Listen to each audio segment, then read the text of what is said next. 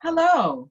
On behalf of the UNFCU Foundation, I'd like to welcome you to today's CSW panel entitled Empowering Women and Girls to be at the Center of Climate Resiliency. My name is Ema Gordon, and I serve as the Executive Director of the UNFCU Foundation.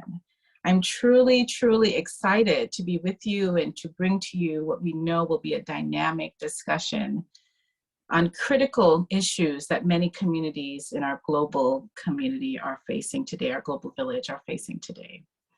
You may already know that the UNFCU Foundation is a nonprofit philanthropic organization dedicated to sustaining the path out of poverty for women and youth through healthcare and education.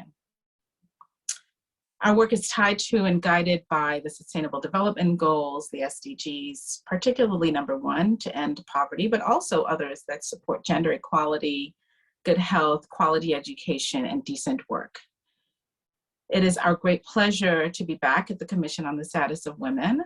I want to thank our event organizers for putting together such an incredible agenda, important times that we are living in, and our partners at UN Women for focusing on the critical topic of climate action through a gender lens.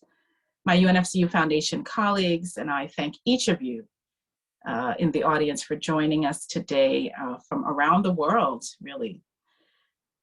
With the release of the Intergovernmental Panel on Climate Change, or IPCC report last month, the scientific assessment revealed, unsurprisingly, that we are not yet winning the race to curb greenhouse gas emissions. In fact, we have fallen woefully behind, a concerning situation that has really become dire. And according to the report, human-induced climate change is causing dangerous and widespread disruption in nature and affecting billions of lives all over the world, despite our efforts to reduce the risks. And similar to the global pandemic, women and girls in vulnerable communities in particular continue to be the hardest hit, enduring the worst of what the United Nations Secretary General has termed code red for the planet. In a recent UN article, Women in the Shadow of Climate Change, its author described the gender imbalance of climate impacts, noting that the impact of climate change on gender is really not the same.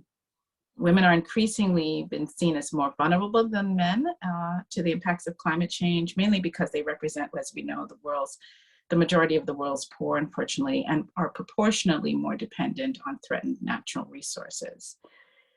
And, you know, as all of you know, as flooding, as droughts, and higher temperature have become the new normal worldwide, so has food scarcity, loss of economic and educational opportunities for women and girls, rising rates of child marriage, gender-based violence, health issues, lack of peace and security, and displacement also become issues. Yet, through intentional work at all levels, fortunately, we are still seeing women emerge as leaders in this movement, thankfully. And increasingly, women are being a part of the solutions of creating climate resiliency, more of what we need to see. And at our foundation, funding solutions along with our partners that put women at the center really do remain critical to our work and our strategies. We wanted to talk more about this today with our partners and with all of you.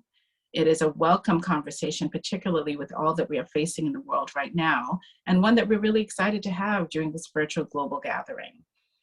Some of the questions we'll talk about. So how do organizations keep women at the center of short and long-term strategies for disaster recovery? How are proven approaches helping women offset the shocks of climate change? Our speakers, our expert panelists will share their views on these thought-provoking questions based on their organizations and their own individual extensive work in the fields. And we invite all of you to also weigh in as part of this interactive discussion. We do have a Q&A feature that you'll find at the bottom of your screen. Please feel free to put any questions. We'll try our best to get to that during that part of the agenda. And we also are happy to see comments in the chat function as hosts and panelists.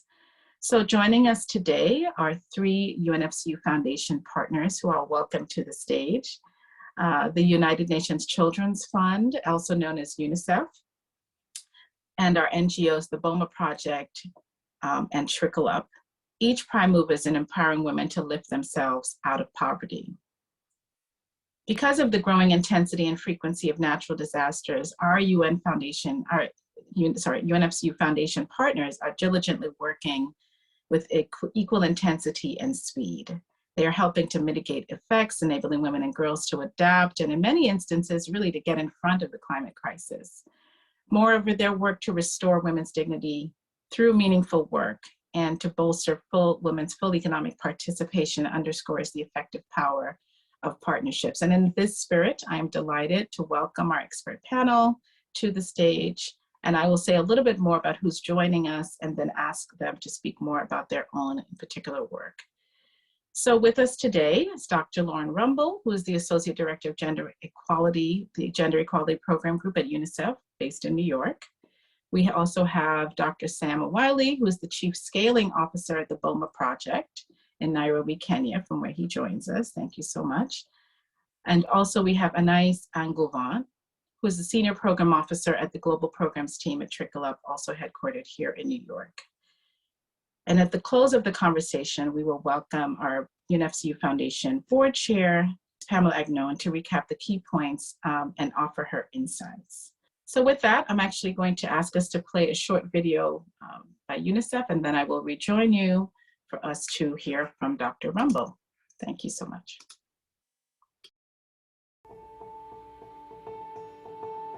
This virus doesn't discriminate, but its consequences do. As families become poorer, millions more girls are forced into early marriage.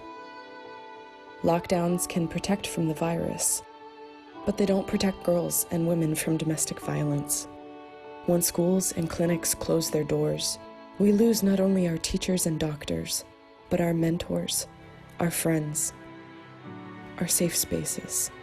We often find ourselves on the wrong side of a digital divide, far from connectivity and tech devices, taken further from our dreams to learn and be heard.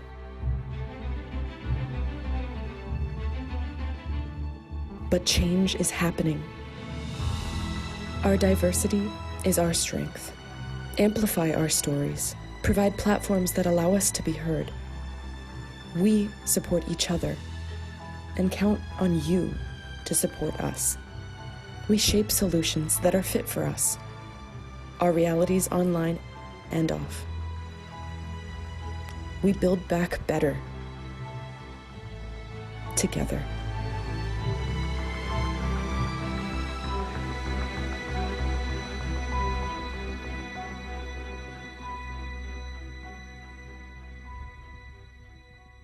Amazing. Good to see you, Dr. Rumble. Good to see you. Thank you, Ima. It's great to be here. Work. Yes, absolutely. We definitely are so excited to hear more about the work, obviously, that UNICEF's doing. We know that you're a true expert as well, particularly around women's and girls' climate resiliency. We're excited to hear that. I was intrigued by your recent mention of gender transformative programming, and I know that that is quite relevant to the work that we have ahead of us. And so we are excited to hear more about your work, and as a longtime advocate of women's rights, et cetera, I turn it over to you to talk more about UNICEF's work in this area. Good to see you. Good to see you too, Ima. Thank you for the warm welcome, and I'm really enjoying the chat. I'm so happy that those joining us here today enjoyed the video and it resonates with you. And indeed, that is the focus of my conversation with you all today, which is why UNICEF is prioritizing the rights, voices, and power of adolescent girls during CSW 66, these 2 weeks of really celebrating women and girls' rights now. As you can see from this video, which is largely around the COVID-19 crisis, but you can expand it out to the Ukraines and the Afghanistans and climate change too, that women and girls are facing concurrent crises. And they're the first to pay the highest price when crisis does strike. It's why we're worried about trafficking and exploitation in Ukraine and the surrounding countries. It's why we're worried about girls' education in Afghanistan. Many of us woke up to a very dark reality this morning as we heard girls were not allowed to go back to school today as schools reopened there.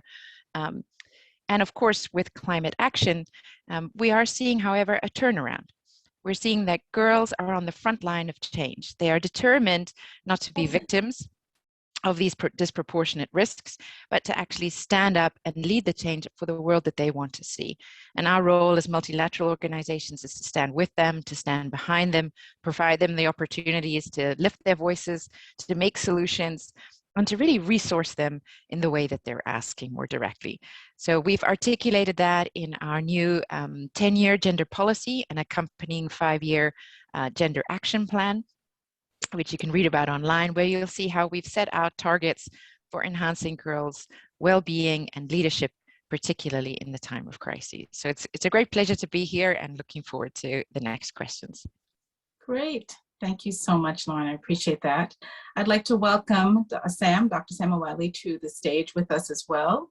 Thank you so much. We're traveling to Nairobi now together for the Dr. Sam O'Wiley of the BOMA Project. I'd like to welcome you off on camera with us. And first, we will also then share a video of the work of the BOMA Project and then hear from Dr. O'Wiley. Thank you so much.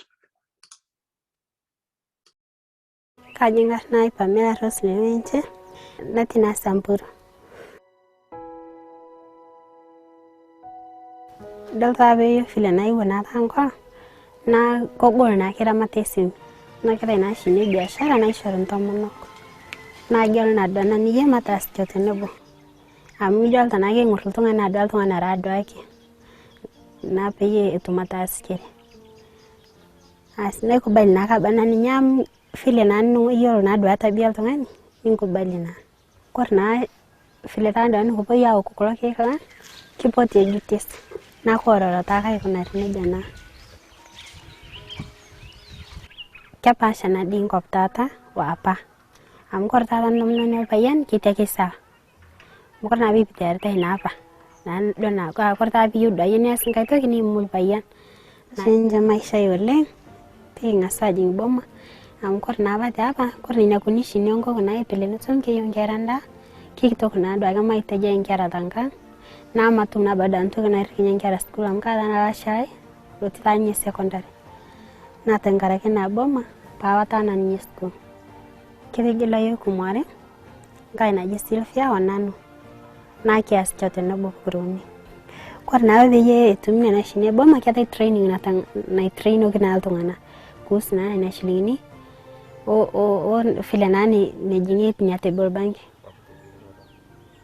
kwa ba pati kwe kiata gwana tikinjo ni boma na pada marna inya kuwa na amiri kwa round nya kana kita na jo korta ta kitiyo pokadanya waje kasham na ta na nwele amngide yolto siyo na manente niketwaingwa nikirtota nikinyokta irire kule metonyo anaingwa ite yan korna ta lelane tenyana na dongo nengi nusida ba ni tena dara lawa na apa korna la kire nyenta kitiyo yolto na ba ta shirani komok ne no posini nja shama nata mukuri sidi bungi nchana do yongo pole neti jingana baka to serikali ro mona dake lentoki lanto mono nata na do mjini bungi ngopta na paki bara dikatilika jusi acha kishinje maisha ole ento mono martado na nope tena batanga keto ni na tomono po kina tumapa nyo kitengena na yebo.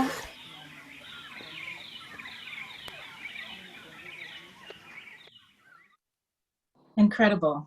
Incredible. Dr. O'Wiley, I turn it over to you to introduce yourself and to give us a brief overview of your work with BOMA. Thank you. Thank you very much, Ima, and good morning, good evening, good afternoon to our participants. I'm indeed very excited and privileged to be speaking with you today. The story of Pamela represents the story of 350,000 women and children that BOMA Project, through its initiatives in the African drylands of Africa, have been able to achieve over the past 12 years of operation in these areas. BOMA Project implements gender-focused poverty graduation model that is applied across four nexus of the Sustainable Development Goals. We are looking at ending extreme poverty, SDG 1, ending hunger, SDG 2, at the nexus of gender equality, SDG 5, and finally climate action, SDG 13. through the interventions that BOMA has been able to implement through its very well adapted graduation model, we've been able to empower and put at the center of climate action 350,000 women and children, supporting them to achieve self-reliance through entrepreneurship approach, and also recently identified the value and contribution that women can achieve if put as agents of addressing climate change, which are systemic shocks within the drylands of Africa. As we speak today, in Kenya in particular, up to 3.1 million people are at the risk of hunger because of the devastating drought that has affected these locations. In fact, the government projects that in another 3 months, the numbers will rise up to 3.5. And it is only through the intentional actions for organizations like BOMA and also other partners that are present here that put in place that are going to really drive to turn the tide and make sure that we reduce the suffering and shock, especially for the women and children and girls who are most vulnerable. So as BOMA Project, we've been able to deliver this through the model that I've mentioned. And we basically look at co-creating solutions with the women who are most affected in these locations. This process involves building up on economic initiatives that will deliver self-reliance, but also delivering on knowledge, equipping women with the tools, establishing systems that would promote green livelihoods, enhance green values, and more importantly, create green systems that would help address the climate challenges. To this effect, BOMA through this model has been able to achieve tremendous success in improving women's income, strengthening their savings ability, and expanding their social capital through the networks and connections that they create, and also improve girl-child enrollment in school to break the intergenerational cycle of poverty. This initiative, we've been able to also work through in partnership with governments, who we also recognize as critical enablers for scaling these impacts and achieving greater outcome at large scale. I'll be happy to engage further over the question and answer session. Thank you. Great, thank you so much, Dr. Wiley. Thank you so much. And next we return back to the US and welcome Anais Angouvan to the stage with us. Anais is she implements the projects in Trickle Up, and for whom we partner with Trickle Up for their work in Guatemala. First, we'll do a quick video and then ask Anais to join us on the stage. Thank you so much. Extreme poverty means isolation and exclusion. It means hunger, illiteracy, and instability, powered by discrimination based on gender, heritage, and disability. It endures over generations. It is a powerful force that affects almost 800 million people worldwide living on less than $1.90 a day. Combating it isn't easy. That's why Trickle Up fights hard. Our partners and staff join forces with policymakers and allies to understand the barriers that hold people back and break through them. With training, support, and seed capital, our approach gives people the right resources and the confidence to use them, to empower them to transform their own lives, to break the cycle. Trickle Up starts here.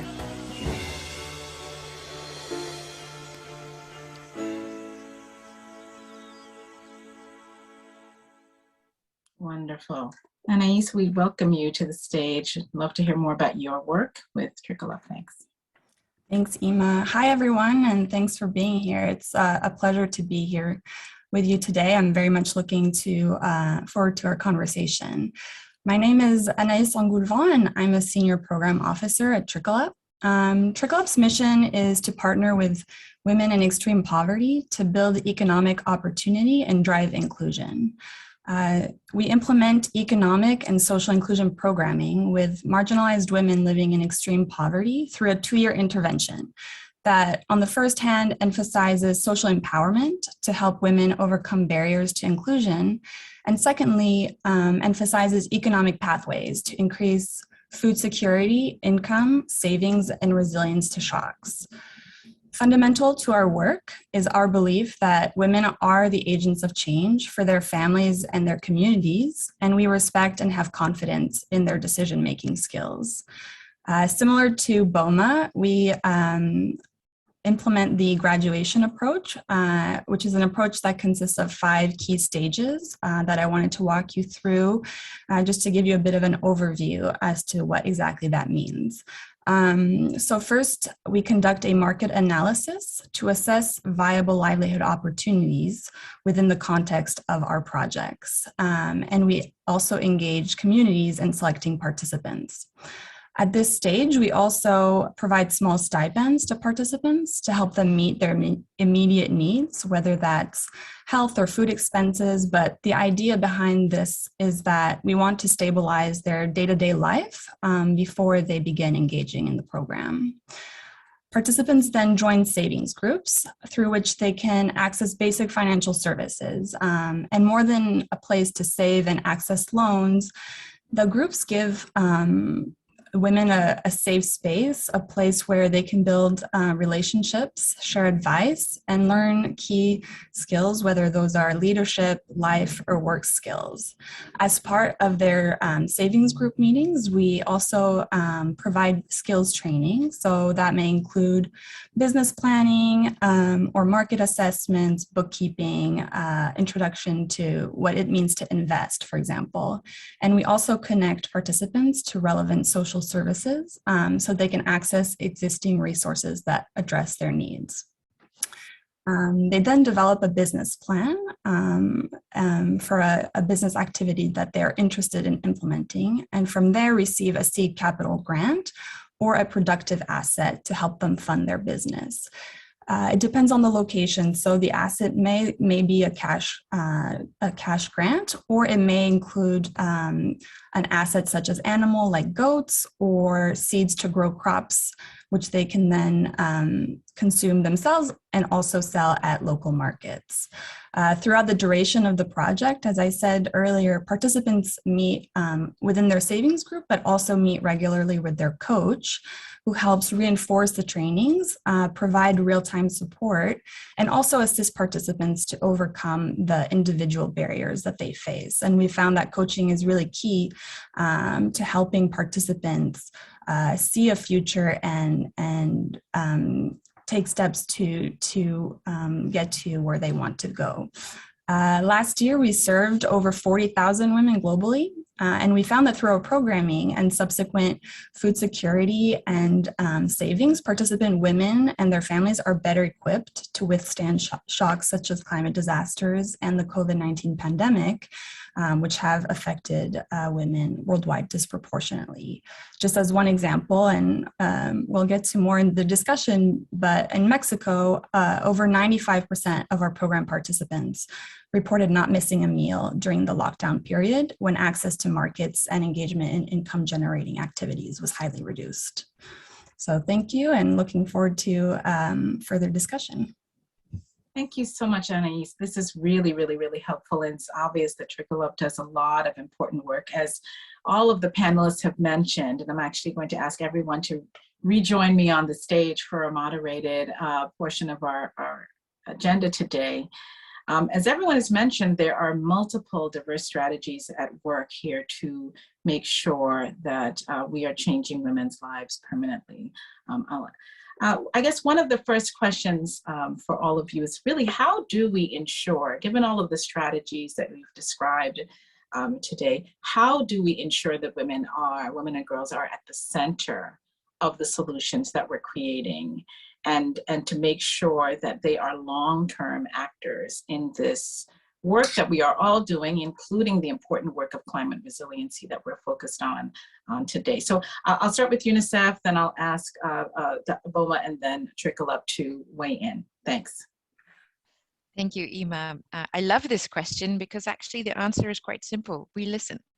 we listen to what women and girls are saying, and we can do that in a variety of ways. One is, of course, a gender analysis prior to any intervention or any action, really looking at what are the challenges women and girls are facing, what are their priorities for programmatic investment, and where do they want to be heard and supported the most. And we also keep real live feedback forums with women and girls as we're delivering our support to them. One example is something we call U-Report. It's an online, often mobile-based app which is reaching millions of young people as we speak about their perspectives on a particular crisis, how the supplies might be reaching them, what an issue is that's affecting their lives. I talked about Afghanistan earlier. We just reached 1 million young people the other day who are telling us about pressing problems like winter, schooling, and how their services have been disrupted and what we can do about it. And then the third way, of course, is to resource women and girls organizations. And we should do that in the most direct, simple, and unearmarked method as we possibly can. That means flexible resources directly to the women and girls networks, organizations, funds that are working on the front line, because we are working with that contradiction. Yes, women and girls are most affected, but they're also the first to respond. And so we have to subvert the way that we do aid delivery, making sure that the resources are where they're needed most. Wonderful, absolutely. And Sam, in terms of BOMA's approach to that, would love to hear more about your approach as well. Yeah, so at BOMA Project, we developed a very intentional approach and intentional process to make sure that we target women. And this was informed by basically our understanding of the context of the African drylands. Most of the societies living in these locations are very patriarchal in nature, and therefore women always play some level of subservient role. In many occasions, they do not really come out to speak, and even when they are reached, then they are really not allowed to take up roles, especially leadership roles within the communities. So at BOMA, one of the things that we did was to make sure that we program them as a very key category of population to target. In fact, the primary category of population to target. But even then, develop a very robust targeting methodology that would direct us to the most vulnerable, women within the women subcategory itself. So with those ones, having appropriate tools, developing an intentional approach, and also understanding the perspectives, the capacities, and responsibilities of women. And more importantly, we've also been very humble enough to move into these locations and accept that we do not really have the solutions. And so we move in and bring in the women at the center of our conversations in order to understand the barriers that hinder them from achieving economic success and also from participating in climate adaptation and resiliency programs. And therefore, we work out a plan to co-create the solution with them, support them to develop the plans that would entrench their participation, activity, and engagement in economic empowerment, as well as climate adaptation and resilience activities. Thank you, Sam. Absolutely. Anais, similar question to you for Trickle Up. How does Trickle Up ensure that women are at the center of the solutions? Thank you. Yeah, this is a great question. And at Trickle Up, we focused on ensuring that women are at the center of our work since we began over 40 years ago, recognizing that it's often important to ensure that family members, including men and boys, are engaged in order to increase their understanding of the importance and value of women's roles, including in decision-making. We use very thorough targeting selection processes and through them work through a series of consultations with government authorities, locally recognized leaders, and through conducting validation exercises in the communities to determine if the most vulnerable and marginalized women are being reached. And to echo what my colleagues have said is what we've seen is engaging communities in the targeting and selection process is really crucial to draw on their local knowledge while also building transparency into the selection process. Further, we also found that placing special attention on intersectionality is really key. And what I mean by that is recognizing that certain people might have additional vulnerabilities, such as women of particular ethnic groups or women with disabilities who may resist participating initially, and this may be excluded from the benefits of livelihood programs because of social stigma or political or psychosocial reasons. And because we found that the lack of self-esteem and self-confidence are significant barriers to program participation, we found it extremely important to include the singular vulnerabilities of these marginalized subpopulations in our targeting processes by actively engaging them through giving them voice and agency. So I'm in agreement with my colleagues here. Yeah, I hear a lot of aligned themes in terms of listening, in terms of making sure that women are at the tables that create the decisions and solutions. I think it's really wonderful to hear that these are sustainable strategies that can really make a difference in the results. And drilling down a little bit more, Lauren, I want to turn to you to talk a little bit about how UNICEF is able to actively and quickly help women and young people and children in particular when everything else is in a crisis, as we are seeing obviously in the Ukraine now, but we've also partnered with you in Haiti and with Afghanistan. We know that when the media leaves, the problems, the recovery and efforts are still happening. I want to hear more about how UNICEF is actually able to help in both life-saving techniques as well as long-term recovery techniques after a disaster. Thank you so much. And to everybody who's joined us today, who's in one way or another supported UNICEF's work when women and girls are at their most vulnerable and potentially powerful with the right equipment and enabling environment and skills. Well, the good news is UNICEF is around before, during, and after crises. We stay and deliver. The harder the challenge, the more we increase our presence. And that's enabled us, for example, to stay and deliver in the Ukraine response, where we have teams on the ground that have not stopped in any way service delivery. We've been able to truck in 900 tons of supplies, including gender responsive supplies. And by that, I mean obstetric care and midwifery kits, menstrual hygiene and dignity kits for women and girls who are menstruating, school in a box, recreation kits, because we do want to keep services from being disrupted as much as possible. Also in protracted crises, for example, in Jordan, in Lebanon, and many other countries, we're working in the refugee sites or migration sites to actually have direct skills for girls programs. That means programs where girls are designing and delivering the kinds of skills that they need to catch up with schooling and also enter the world of work, whether in their host country or when it's safe to return home. And thirdly, recognizing that violence is a key threat regardless of the crisis, and that it really is at endemic proportions. We consistently offer safe spaces for women and girls who've been affected or at risk of violence. We start really working with our partners across the UN and civil society organizations to make sure that there's survivor-centered services, someone to call when they're in trouble, and support services are readily available, whether it's health or someone asked in the chat about mental health services. This would be exactly the case, making sure trained counselors are available for women and children in these situations.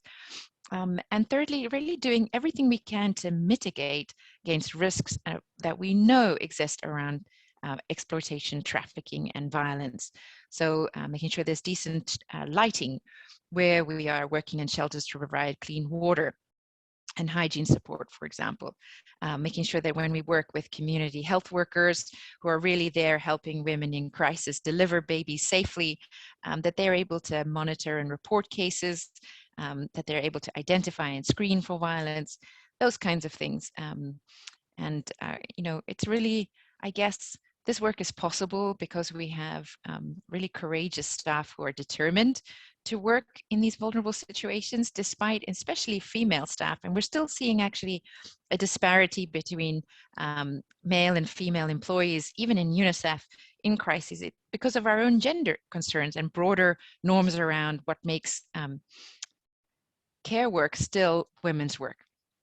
And so we really need to push as a global community to create the kinds of environments that are safe, free from harassment, free from discrimination, where family-friendly policies are available in every office, in every workplace for all our partners and ourselves, so that we can see more women working in our own organizations in crises to support the very women who are on those front lines. That is a critical point, Lauren. We often forget that the people that we place at the front lines also have to deal with, you know, really challenging situations and circumstances. And I appreciate you bringing that, reminding us of that as well in terms of our organizational obligations to make sure that our staff and other dynamics, you know, aren't replicated with our global families. So that's a really great point.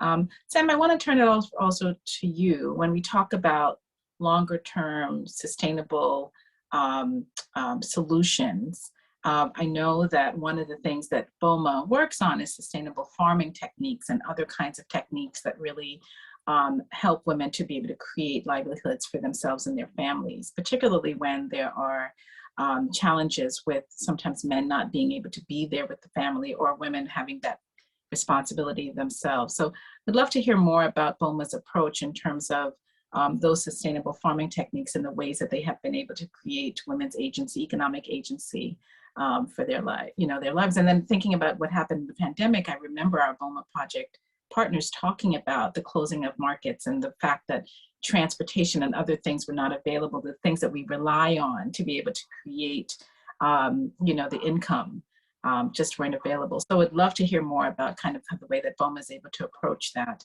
despite situations that may arise, like a pandemic or other disasters.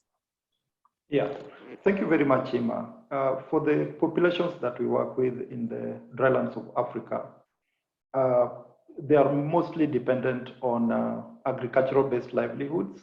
To be specific, many of them keep livestock under what is called a pastoralist system, where they move with livestock from time to time to source for pasture and water. And a few of them also practice what is called agro-pastoralism, which is small-scale agriculture, smallholder agriculture, and also keeping a few heads of stock. So with the devastation of climate change, the increased intensity and frequency of drought, which is currently even ravaging the locations as we speak, with up to 1.5 million livestock already recorded as having died over the past 3 to 6 months, the households are then left very destitute. And for BOMA, we move into target extreme poor and also households that have lost their livelihoods from these climate shock effects. So what we do is to try and build in alternative livelihoods for these households. We undertake market assessments to establish viable opportunities within which we can commission and support these women to participate in order to acquire income to support their own households. Now, there's also a very unique cultural orientation in these communities, because many times the men travel with the livestock far off for grazing and search for pasture and water, and women are left back at home to source for the family, feed the household and also the children and take the children to school. So that then overburdens the women because they need to make sure they get the income to support that. So in realization of this need, BOMA first moves in to undertake a market assessment, establish those opportunities, support the women in identifying what they're able to do. In some situations, pair them up into maybe groups of 3 to also build in accountability and time budget and support, and then support them through asset transfers to start off small and micro businesses to be able to generate sustainable and consistent income to feed their households. So what is tied to this is a very elaborate coaching and mentorship approach to make sure that they do not fail in their business and they're supported to succeed so that they're able to achieve the goals of supporting their households. But also in situations like the ones we witnessed during COVID with supply chain disruptions, market price volatilities, we also built in a very robust market and financial linkages to make sure that we are able to open up new markets, expand their market reach, attract affordable financing to help expand and grow their businesses in order to make them sustainable. And what we saw in 80% to 85% of the businesses always ends up with at least a 25% growth from the value of the asset that has been transferred. And we've seen this. Now, what I just want to mention is, because of the nexus with climate action, we also realize that it is not just enough to help women establish business, but it is critical for them to establish climate neutral businesses, so that whichever enterprise they choose does not contribute to further this, exacerbation of the climate impact. So we take up a very thorough evaluation of the climate sensitivity of the business options that they choose, to make sure that we promote green enterprises for sustainable environment as well. Yeah. Thank you. That is an incredibly important point. Thank you, Sam. I appreciate that. And one of the other pieces that we noted in continuing our conversations with the BOMA project was that these women are also responsible for making sure that their daughters stayed enrolled in school. You think about the multiple responsibilities that all of you have talked about, right? That it's not just important enough to make sure that your family is fed, that you're also growing your business. You're also making sure that you're keeping up with everything that's happening around you, but you're also responsible for your children and their education, despite the disaster circumstances you're finding yourselves in. So thank you for raising that important point. Anais, I'll turn to you to talk us through a little bit of how Trickle Up works with the graduation approach to make sure that women are also connected to this sort of climate resiliency work that's happening, which may not be the primary work that you're doing with them, but it's certainly connected to the work that they're doing with the project. We'd love to hear more from you on that. Thank you. Yeah, definitely. The participants we work with confront the climate crisis in their lives and livelihoods every day, and at an increasing rate. And through our programs, we support them gain the resources, skills, and confidence to help them overcome these shocks and stresses, including those that are related to climate change. So built into the graduation approach are responses to present and future threats to livelihoods and food supply based on local climate vulnerabilities. We've seen the graduation approach strengthen women's resilience so that they can cope with major shocks, while also creating enabling environments that encourage their participation in leadership roles and family decision-making. More specifically, through our programs, we've seen women earn income from multiple sources, improve their food security, access financial resources through their participation in savings groups, receive livelihood management coaching and life skills training, and increase their ability to make decisions within the household and community. And just to illustrate this, I wanted to share some of the most recent results from a project that the UNFCU Foundation funded in Guatemala, which supported over 1,700 women and people with disabilities. And the results were really uplifting in that 75.5% of participants had increased their working capital by at least 80% by the end of the project. 90% of participants had an active decision-making role in the household, and less than 1% experienced extreme hunger. And women credited their savings group membership for their greater self-esteem and confidence. So we really have seen how graduation gives participants the tools to build a more resilient future.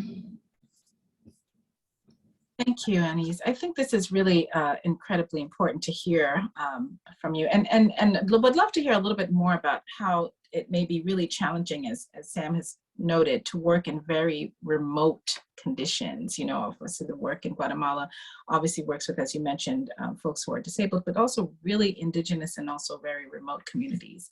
Any particular challenges you would name that also come up with, working in areas that are challenged by access to resources? Yeah, definitely.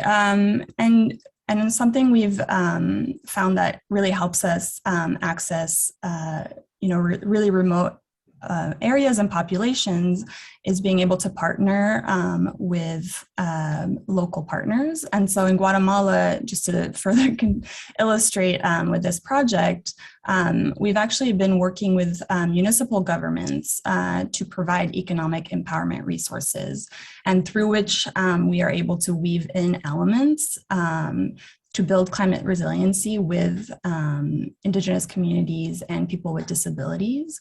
And we've found that working with municipalities are a key entry point for two reasons. First of all, that they have a significant degree of autonomy as a decentralized tier of government, so they're able to set their own priorities towards supporting vulnerable populations. And they're also located in close proximity to our participant groups. So that's where we're really seeing the ability to reach really rural areas and populations that may be overlooked by many other programs. On their end, the municipalities are able to build their capacity to implement and invest in programs that focus on the social and economic advancement of people living in extreme poverty, for which they actually have set mandates and annual resource allocations. So we've actually been able to partner with 9 municipalities over the past 10 years to integrate livelihoods programming into their own outreach. And this year are serving over 1,200 participants. But it's really through our work with municipalities that we've been able to increase the integration of people with disabilities into government outreach services, which I saw a few people noting in the chat, how do we ensure the sustainability of these efforts? And I think this is a really key point, is that we're building the local capacity of these municipalities to deliver programs and services to populations who are often unreached and left behind. And as an encouraging development, 2 of the municipalities we're working with today in Guatemala, Ixcan and Neba, have actually established and staffed offices for people with disabilities that oversee the implementation of the graduation programs. And so that's a really great example of how removing barriers to inclusion and making services more appropriate to specific needs can benefit vulnerable populations. Thank you, Anais. This is an incredible example of the exact kind of solution that we're talking about. So thank you for telling us more about that, and actually a good segue to talk about the importance of partnerships, right? So Lauren, I want to turn it back to you because Anais has raised a great point about the importance of having strategic partnerships in the delivery of these solutions, or the partnership of these solutions in communities. I want to talk to you about UNICEF's approach to working with the various governments and or other partners when delivering critical services for children primarily, and for women and children.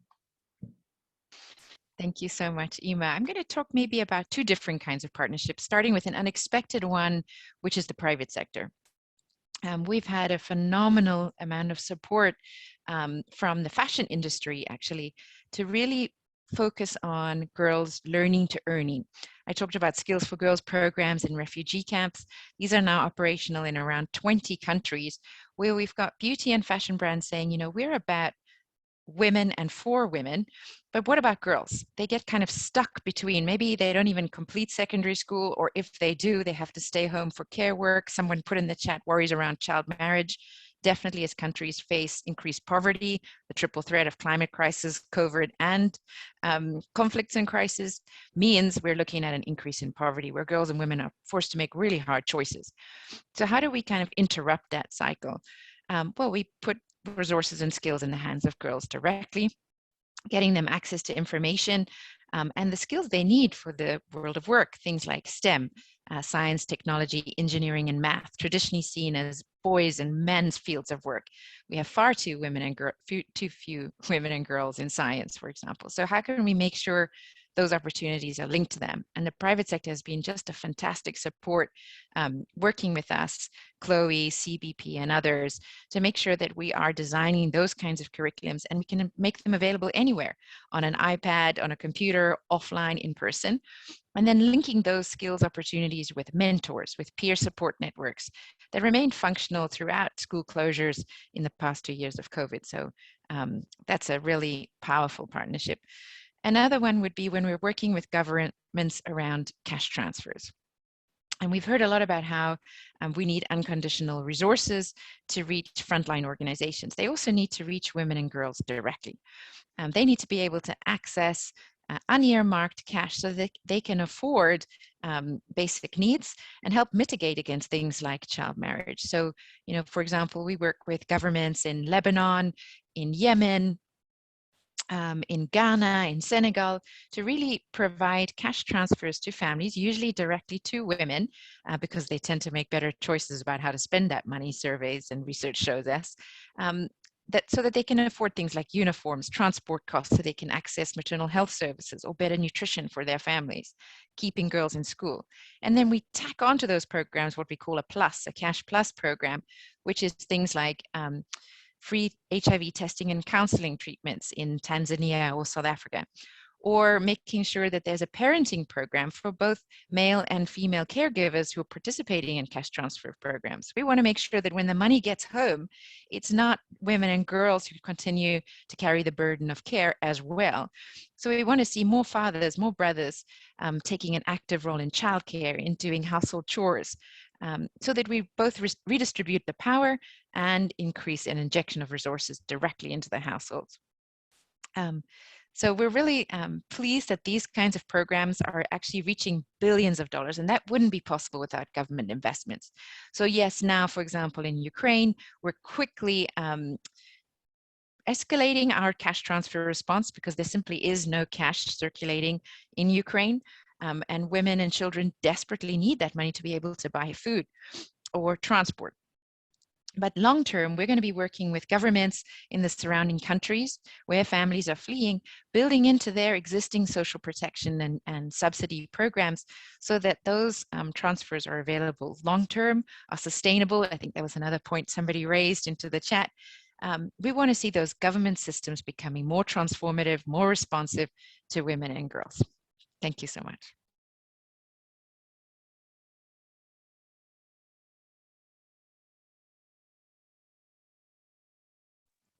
That technology. Thank you so much, Lauren. I think that was really, really insightful, impressive. We want to talk a little bit more about what's ahead, right? So how do we use all the work that you have all described? And Sam, I'll start with you. How do we create anticipatory leadership, as we might term it, in terms of anticipating that future challenges may come, in terms of anticipating that the programs that we're providing may be challenged by, you know, future contexts, et cetera. Wondered if you can if you can share a little bit about kind of what's ahead based on how do we anticipate, you know, the ways that our programs and participants may be challenged. Any thoughts on that? Thank you, Ima. I think we already began the process.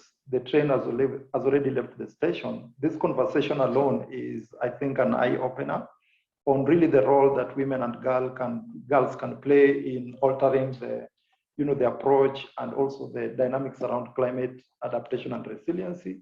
I think by recognizing and highlighting the, you know, the key importance of having women as the central and drivers of these initiatives is very, very critical. And to me, that's the first step. Step number two is really gathering the evidence to support this initiative. And I think from the cases that have been shared here today, we can already tell that indeed there's evidence to back the role of pushing women to take up more of these functions more robustly. For BOMA, for example, in pairing up the poverty graduation approach as well as climate adaptation and resiliency intervention, by pairing the two, we have seen tremendous progress in pushing both lifting women out of extreme poverty and also generating environmental benefits that move forward to improve adaptation and resiliency, but at the same time also mitigate against climate change impacts. For example, the enterprises that, women enterprises that we've supported, we've seen a 147% growth in income. For example, we've seen the savings and the building of social capital. Savings alone, we've seen improvement in savings by up to 1,400%. And if you tie that income and savings, the women, we've seen an increase in girl child school enrollment at 21% across our operational locations. And this, if you match them up with the environmental benefits, for example, 60% of the women that we targeted with our initial paired intervention, we saw 60% of those women transition from harmful livelihoods and adopt green livelihoods. We saw 60% of them move up to take up leadership roles in climate change adaptation committees that steer climate management practices within their local communities. So what we are saying is this really requires a deliberate initiative. It requires intentionality, requires a co-creation, and requires partnership. And when I look at the charts running around, government is actually extremely key in this process.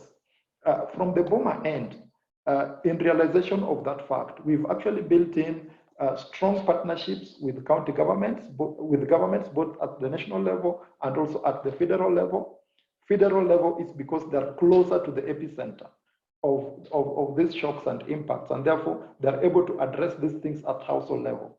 National government is because they determine the policies, they determine the laws, and therefore they are very critical in establishing the systems that will support the adoption of these climate mitigation and adaptation strategies.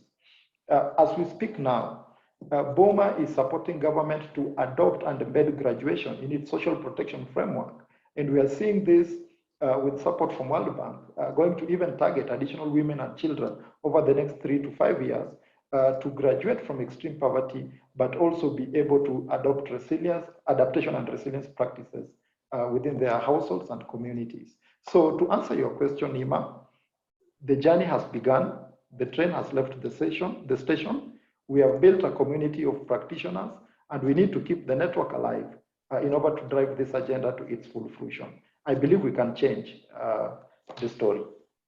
Absolutely powerful. Thank you so much. Our other panelists, whether Anais, do you have any suggestions in terms of thinking about anticipatory leadership as we look ahead? Yeah, definitely. I think Sam's response was just captured a lot of the same thoughts that I have, but I think we really need to leverage partnerships, as was mentioned. We can only do so much staying in our individual lanes, and I think it's really key for us to combine expertise. There are so many lessons learned already, and our capacities to really lead to transformative change. I think something that Lauren mentioned earlier on as well is encouraging donors to invest in women-led groups and other marginalized groups. I just read a brief yesterday that was a bit demoralizing, but I think makes it very clear where we need to go, and that only 1% of funding for gender equality has reached women's organizations thus far. And I think really recognizing that we are facilitators, and that we must listen to what women and other vulnerable populations who are facing these challenges daily, listen to what they need, and make sure they have a seat at the table so that their voices are incorporated into strategies and policies that improve health and education, reduce inequality, and spur economic growth, among many other benefits. Absolutely, absolutely. And thank you for the reminder that philanthropy needs to continue to play its role in moving around resources. Actually, a really, really important point. And Lauren, I turn it to you to bring us home on this particular question around anticipatory leadership and more about what we should be working on in anticipation of what's to come. Definitely, I want to end with where I started. Anticipatory leadership is the urgency and demands of young activists, climate change activists right now. They're not waiting for the future to be leaders. They are already leading the response at a rate that is, really puts us all to shame. So, when I'm thinking about it, I'm thinking about Maria, a young climate activist I talked to the other day in the Philippines, who's been part of 2 hurricane response efforts because of climate change in her community. And what she did was quickly mobilize community members to get supplies out to families that were affected and effectively made homeless. Or I'm thinking about Carolina, another young feminist activist who's working in Bolivia that I was on a call with the other day, who's actually started an environmental movement in the capital amongst young people, really just mobilizing young people to say enough is enough. Laws need to change, quotas need to be introduced, and we've got to have everything from more recycling at schools to integrating climate action into education curricula. Everybody has to be involved in the change that they want to see. So that's most important. We need to create those platforms for young people to be able to bring forward their solutions. We need to twin young people up with private sector and tech and other companies, so that the innovations they're coming up with for cleaning up oceans, recycling, ending kind of fossil fuel damage, to really be able to get those solutions and get them out there at scale, as well as the information. And secondly, we need to kind of connect them to each other as a global community of practice and support, sharing those solutions online. And then thirdly, of course, to resource those solutions, not in small pilot projects, but as a way of doing business overall. And I think the second piece is, of course, and I do work for UNICEF, we must be investing in education. You know, education has been one of the greatest victims and fallouts of COVID-19. We've seen schools shutter and stay shut, which of course results in a ripple effect for girls. That means they're more likely to be married, to have teenage pregnancy, to not return to school, to really reverse those decades of progress we started to see on poverty reduction and gender equality over time. It's the closest we get to a silver bullet. It's not the only solution, but we absolutely need to make a loud and hammering call about schools staying open and offering the kinds of services that children need, all children, whether it's from the education as a standalone, but also things like menstrual health and hygiene supplies, clean water, decent food. Schools need to be that safe haven that girls so depend on. And it really worries me that now, as countries double down with political crises, deepened poverty threats, they're making difficult choices about where to put their budgets. And those young people must join hands with us. We must join hands with them more appropriately to say that this is a global emergency, and we absolutely need to invest in education and skills as a top priority across the board. Thank you. Thank you so much. Thank you to Lauren and all of you. Before we're getting ready to move, I can't believe we've been together an hour already. We're getting ready to move to our Q&A, where there are fantastic questions waiting for us. I will ask you to start thinking about one word that will describe women's empowerment. Before I do that, I wanted to ask if anyone wanted to weigh in on how we make sure to work with men and boys to make sure that the changes that we are implementing, the sustainable programs that we're implementing, are supported by changed attitudes and cultural norms when necessary. Wondered if anyone had any thoughts, any of the panelists, about working with men and boys, if your organizations do that as a way of also creating sustainable change. Yeah, I'm happy to share from BOMA's perspective, because for BOMA, we believe that targeting women does not necessarily mean excluding men and boys.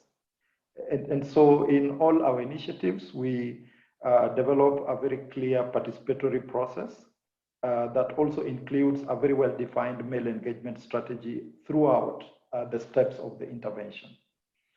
So what helps us achieve the collaboration which is required from the men and boys, which, by the way, you won't succeed if you do not have, is to make sure that there's transparency and clear understanding of the objectives and awareness of the contribution that the support given to women will contribute to the households.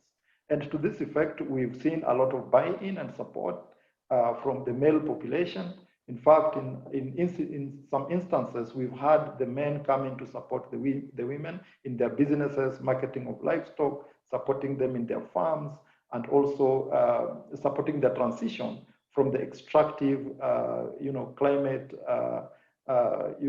extractive livelihoods into more green livelihoods. So it's very, very important to enlist and be clear from the outset on your intentions to work with women in these communities. Yeah, that's how we've been able to address it. Absolutely, thanks. Any other thoughts before we move to the next? Yes, Annie? Yeah, to echo Sam's points, I think Trickle Up is has a very similar mindset and spoke to this earlier, that we do also include men and boys in the targeting process to increase their understanding of the importance and value of women's roles, including in decision making. We've also trained men on reproductive health rights as well, and share new masculinity discussions on local TV and radio program, which enabled us to reach a wider audience. Through these discussions, we can emphasize how men can demonstrate a different way of being masculine, which I think is very important. But I will say that through our programs, we've mostly seen male attitudes and cultural shifts at the individual level as and this is what Sam was just speaking to, women take leadership roles in savings groups and participate more actively in their community, are more involved in household decisions. But I think it's also really important to recognize that for real structural shifts, it really requires including program elements that address institutional and systemic factors which prevent women's advancement more deliberately. Something that we're working towards at Trickle Up. Absolutely. Wonderful. Wonderful. Great. Great. Well, I think it takes us now to a great part of our agenda in which we will tackle some Q&A from our audience. Before we do that, I will ask each of our panelists to share. We've heard amazing strategies today, a lot of alignment. We've heard listening, we've heard impact, we've heard partnerships. Resources, etc. Wondering if any of you have thought of one word that would sort of describe women's empowerment and resilience. Maybe a challenge, but would ask you to help us think about that before we go to the Q&A. I can start. I would say leadership. If I had to dial it, narrow it down to one word, which is very hard, but yes, leadership. Thank you. Sam? And yeah, I would say uplift, if I have to narrow down to one word. Thank you. Lauren? Mine would be freedom. In the words of the great bell hooks, one of my favorite feminists of all time, feminism is freedom. So freedom means, really unshackling women and girls from too many constraints they continue to face, made worse by all these crises we've been discussing today. I want to thank everybody who's really joined us. I'm looking at the participants who have remained such a high level, and clearly the words of freedom, of partnership, of leadership, of uplifting are resonating with people. So thank you very, very much for such amazing engagement and inspiration. Wonderful. Thank you so much. So now to another exciting part of our agenda. We ask you to stay with us, all the panelists and audience. I will turn it over to my colleague, Elizabeth Philippe, who is a part of the Foundation's Advisory Council, who will take us through our Q&A questions. Thank you, Liz. Hello, everyone. We've gotten many really very thoughtful questions, a number of them about building allies and men and boys in education. So that was really well answered by everyone. But another question, particularly these days during the pandemic, surrounding mental health and well-being, and how have your organizations formalized in your holistic approaches addressing mental health and well-being of women and their families. So open it out there. Maybe Lauren, you could lead off. Sure, I was just a little shy of talking again, but we're expanding together with the World Health Organization our agenda on mental health, because we know there are major threats to children's well-being, depression, suicide, and so on. And especially when we are looking at things like schools being closed, we are seeing an increased risks to girls' well-being, and particularly including their mental health, when they can't see their friends, they can't see their mentors, they feel a lack of faith in the future when they can't access the learning and education that they need. So we have different kinds of mental health interventions, whether it's survivor-oriented services for victims of gender-based violence, which I talked about earlier, whether it's caregiver support to parents. It could be app-based, it can be in-person through trained counselors to really help them navigate these concurrent crises, which we offer in and out of crisis settings, or we have worked with young people directly in schools to really discuss what's on their minds, and to navigate and sort of destigmatize mental health issues and talk about things openly. Very good. Yeah. Any other insight from? Yeah, I think from our end, Okay. we actually conducted a survey on stress levels during the COVID pandemic, and realized that the drivers that were contributing to mental stress within the households, main contributor was actually source for livelihoods for the household, food with the supply chain disruptions and so on. So we made sure that we supported the businesses through linkages, contributed to stimulus packages to support the families withstand the shocks that came with COVID and so on. So indirectly, we realized that there was increased happiness within the households when we did our follow-on survey, and this indirectly contributed to lower depression within the households. Yeah. And moving forward, we are becoming more intentional about selection and including mental health criteria in our targeting methodology. Very, very insightful. Thank you so much. Another question really with regard to the savings groups and how those are formed and how financial literacy is relayed, who provides the financial training, and certainly that's something dear to our hearts. So Aeneas, do you want to comment on that?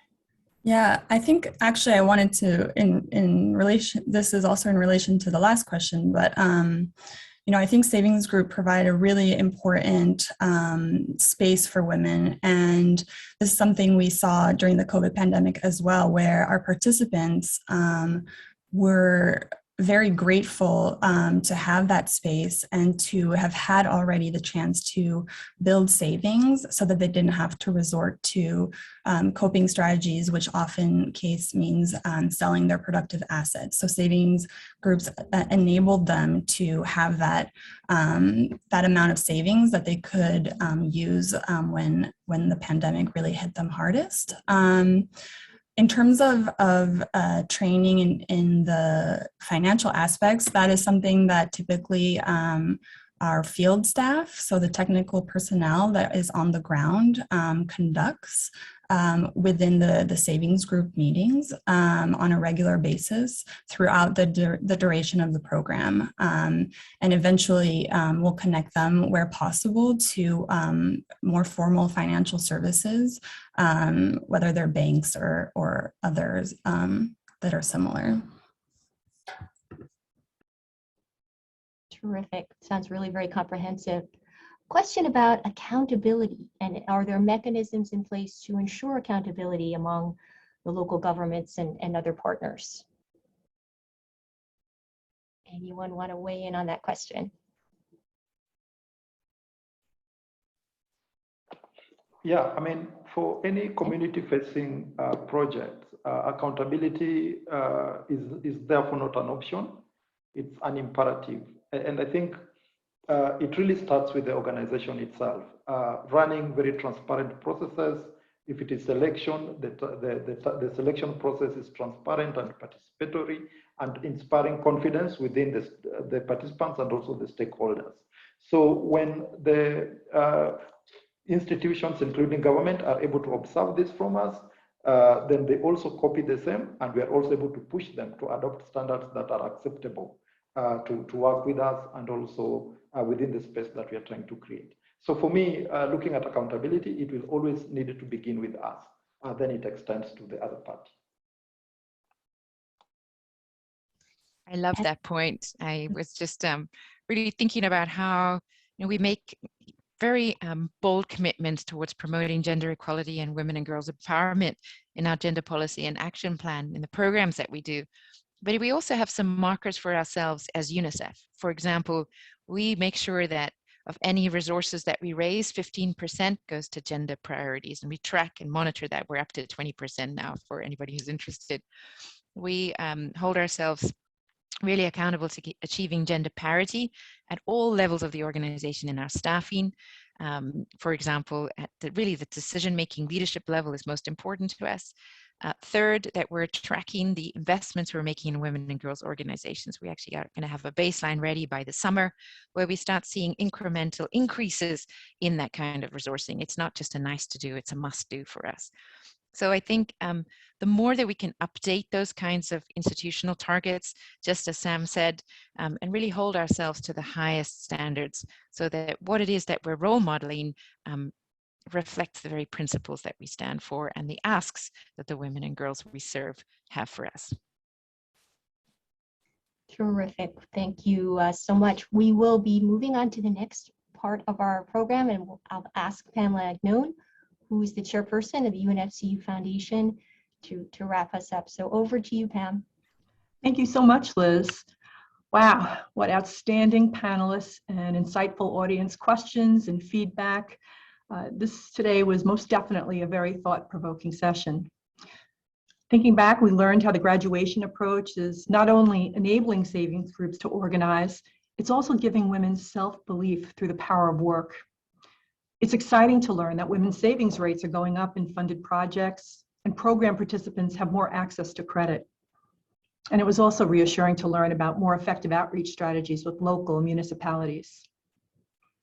We also heard how digital tools are changing dynamics for Guatemala's most marginalized communities, leading to greater social justice and equality, particularly for people with disabilities. Moreover, through UNICEF's vivid examples, we've discovered that equitable access to health and education services in the context of humanitarian emergencies globally is achievable. And above all, we learned that women are uniquely equipped as agents of change, powerful resources to combat climate change that need to be leveraged. We now recognize that women's many contributions to climate resilience not only impact their communities, we see a ripple effect, according to Dr. Owili's inspirational examples from the BOMA Project's work.